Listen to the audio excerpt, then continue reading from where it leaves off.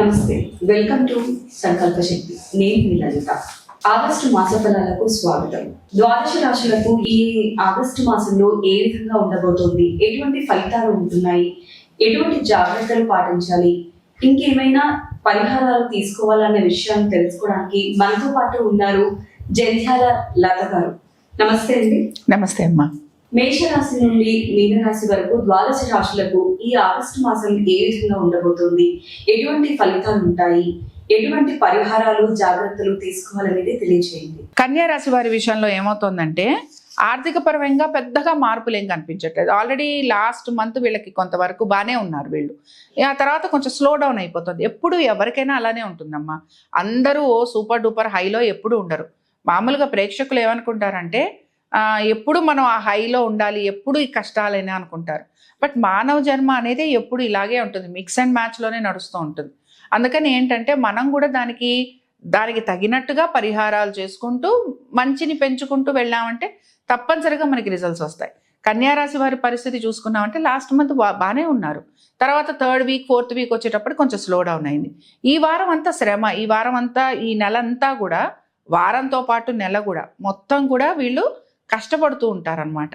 అంటే ఎక్కువ శ్రమ పడుతున్నారు. ఆర్థికంగా పెద్దగా మార్పులు అంటూ ఏమీ కనిపించట్లేదు. అంటే బిజినెస్ చేసే వాళ్ళు ఉంటారు, లేకపోతే మనకి ఏదైనా హ్యూజ్ అమౌంట్ రావాలి, అది మనకి తక్కువ స్థాయిలో నెమ్మదిగా వస్తుంది, ఒక్కసారిగా రాదనమాట. అది గమనించాలి. రెండో విషయం ఏమిటి, స్త్రీలు. ఎందుకు నేను కొన్ని చోట్ల స్త్రీలను మెన్షన్ చేస్తున్నానంటే ఈ రాశికి చెందిన స్త్రీలు కూడా వీరు ఎక్కువగా కష్టపడుతూ ఉంటారు, ఎక్కువగా ఎఫర్ట్ పెడుతూ ఉంటారు. దేనికి సంబంధించి ఎఫర్ట్ పెడతారు, వారి వైవాహిక జీవితం గురించి వాళ్ళు ఎక్కువగా ఎఫర్ట్ పెడుతూ ఉంటారు. రెండోది, వాళ్ళు కనుక ఏమైనా బిజినెస్ చేస్తున్నారు దానికి సంబంధించి ఎక్కువ ఎఫర్ట్ పెడుతూ ఉంటారు. లేకపోతే వాళ్ళు ఏమైనా పార్ట్నర్షిప్స్లో ఉన్నారు, పార్ట్నర్షిప్స్కి సంబంధించి ఎక్కువగా ఎఫర్ట్ పెడుతూ ఉంటారు.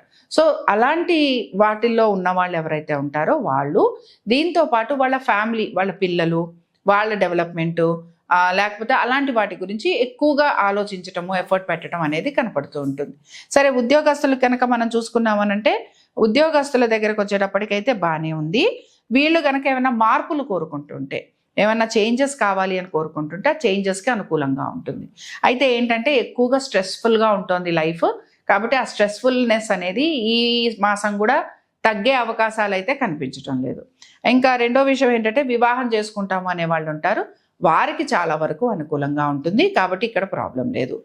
ఇంకా దీంతో పాటు పంచమ స్థానం కూడా మనం చూసుకున్నామనంటే ఇక్కడ కొంచెం చిన్న ఇబ్బందులు ఉన్నాయి.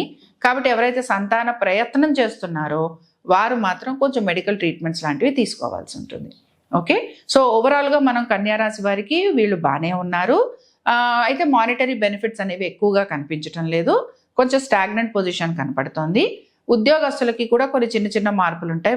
వాళ్ళకి కొంత కన్వీనియంట్గా ఉంటుందని చెప్పుకుంటున్నాం. ట్రావెలింగ్ ఎక్కువగా ఉంటుంది, ఒక స్టాండర్డ్ పొజిషన్లో ఉండరు అనుకుంటున్నాం. వ్యాపారస్తులకి కొన్ని చేంజెస్ ఉంటాయి, ముఖ్యంగా స్త్రీలకి ఉంటాయని చెప్పుకున్నాం. అలాగే వివాహ ప్రయత్నాలు చేస్తున్న వారికి చాలా వరకు అనుకూలంగా ఉంటుంది. చెప్పారు కదా ఈ మాసం కొన్ని జాగ్రత్తలు తీసుకోవాలి అని చెప్పేసి, సో వాటి నుండి కొంతవరకు పరిహారాలు ఎటువంటి పాటించడం ద్వారా మంచి ఫలితాలు ఉంటాయి. ఇప్పుడు కన్యారాశి వారి దగ్గరకు వచ్చేటప్పటికి మిథున, కన్య, తుల, వృషభ వీళ్ళందరూ కూడా ఏంటి అంటే చక్కగా వెంకటేశ్వర స్వామి ఆరాధన చేయటం, అమ్మవారి ఆరాధన చేయటం వీళ్ళకి చాలా మంచి రిజల్ట్స్ ఇస్తాయి. ఎస్పెషల్లీ కన్యారాశి వారికి. ఎందుకంటే ద్వితీయాధిపతి నీచంలో ఉన్నాడు. అంటే ఏంటి, డబ్బులు రావట్లేదు కదా, కాబట్టి డబ్బులు కావాలంటే ఎవరిని పట్టుకోవాలి అని అంటే లక్ష్మీదేవినే పట్టుకోవాలి. కాబట్టి వీరు గనక ప్రతి శుక్రవారం, ఈ మొత్తం 4 శుక్రవారాలు మాట్లాడుకుంటున్నాం, అసలు ప్రతిరోజు కూడా, అసలు ఎవరైతే ప్రతిరోజు శ్రీ సూక్తం చదువుకుంటారో, లేకపోతే ఎవరైతే ప్రతిరోజు లక్ష్మీ అష్టోత్తరం చదువుతారో, లేకపోతే ఇంకా సింపుల్గా అంటే శ్రీ సూక్తం కొంచెం తిరగాలి, నోరు తిరగాలి, కొంచెం ఇబ్బందికరంగా ఉంటుంది, లక్ష్మీ అష్టోత్తరం చేసుకోవచ్చు, లేకపోతే కనకధార స్తోత్రం చేసుకోవచ్చు. ఇలాగా ప్రతిరోజు చేసుకోవటం. దీంతో పాటు అమ్మవారిని మల్లె పువ్వులతోటి పూజించడం. ఇంకా మనకి మల్లెపూలు దొరుకుతాయి, లేదు మాకు మల్లెపూలు లేవు, మన ఇంట్లోనే చక్కగా పూలు పూస్తున్నాయి, హ్యాపీగా చేసుకోవచ్చు అనమాట. మన ఇంట్లో పూచిన పూలతోటే అమ్మవారిని పూజించటం, అమ్మవారికి ఏదైనా తీపి నైవేద్యం పెట్టడం, ఇలా గనక చేస్తే ఆర్థిక పరమైన విషయాల్లో అనుకూలత, దీంతో పాటు వైవాహిక జీవితంలో అనుకూలత, ముఖ్యంగా స్త్రీలకి బాగా కలిసి వస్తుందని చెప్పుకోవచ్చు. గురుగారు, తులారాశి వారికి ఈ మాసం ఎటువంటి ఫలితాలు ఉండబోతున్నాయి? ఇంకా ఈ మాసం తులారాశి వారికి గనక చూసుకుంటేనమ్మా, ఎప్పుడైనా సరే పంచమంలో రాహు ఉన్నప్పుడు ఒక యాంగ్జైటీ అనేది క్రియేట్ అవుతుంటుంది, ఒక ఫియర్ అనేది క్రియేట్ అవుతూ ఉంటుంది. దాని వలన కొంచెం సర్పదోషాలు కూడా కలుగుతూ ఉంటాయి. అయితే చాలా మంది అడిగేది ఏంటి అని అంటే, సర్పదోషాలు ఉంటే మరి మాకెందుకు సంతానం పుట్టేశారు, మేమేం చేయలేదు. సర్పదోషం అనంటే సంతానం కలగదు అని కాదు. ఒక్కొక్కసారి మనకి ఏదో ఇంకొక మంచి గ్రహం, ఏదో గురుగ్రహం బాగుంటే మనకు సంతానం కలగచ్చు. కానీ సంతానం కలిగిన సంతానం ఏదో ఒక రకమైన ఇబ్బందికి గురవుతూ ఉంటుంది. అలా అవ్వాలని మాత్రం నేను చెప్పట్లేదు, శాస్త్రం చెప్తోంది. ఇక్కడ గమనించేది ఏంటి అని అంటే, పంచమంలో ఉన్న రాహు వలన సంతానానికి సంబంధించి మీరు ఏదో ఒక పని చేస్తారనమాట. ఓకేనా? అంటే వాడికి పెళ్లి చేయటమో, వాళ్ళకి పెళ్లి చేసిన తర్వాత వాళ్ళకి పెళ్లిలో వాళ్ళ వైవాహిక జీవితంలో ఇబ్బందులు ఉండటమో, చదువుకుంటున్న పిల్లలకి అడ్మిషన్స్ అలాంటివి సరిగ్గా రాకపోవటమో, లేకపోతే వాళ్ళు రాసిన పరీక్షలో మంచిగా క్వాలిఫై కాకపోవడమో, ఇలాంటివి ఎక్కువగా ఉంటాయి. దీనివల్ల మీరు ఎక్కువ యాంగ్జైటీకి గురవుతూ ఉంటారు. లేకపోతే మనం పెట్టుబడులు లాంటివి పెడుతూ ఉంటాం, లేకపోతే మన స్టాక్స్, లేకపోతే ట్రేడింగ్ ఇలాంటివి చేస్తుంటాం కదా. ఇలాంటివి చేస్తున్న వాళ్ళు కొంచెం జాగ్రత్తగా ఉండాలి. సో ఈ మొత్తంలో కూడా మనం చాలా మంచి విషయం చెప్పుకునేది తులారాశి వారికి ఏంటి అని అంటే, ఉద్యోగస్తులు సేఫ్గా ఉన్నారు. సో హ్యాపీగా ఉందన్నమాట. ఉద్యోగస్తులు అనుకోవచ్చు మాకు ఇంకా రావచ్చు, మాకు ఇంకా చేయొచ్చు అనుకున్నా కూడా మిగతా విషయాల్లో భగవంతుడు ఎప్పుడు కూడా ఎలా ఉంటాడంటే, personal life and professional life అనేది చూసుకుంటే, పర్సనల్ లైఫ్ కంటే కూడా వీళ్ళ ప్రొఫెషనల్ లైఫ్ చాలా హ్యాపీగా ఉన్నారు.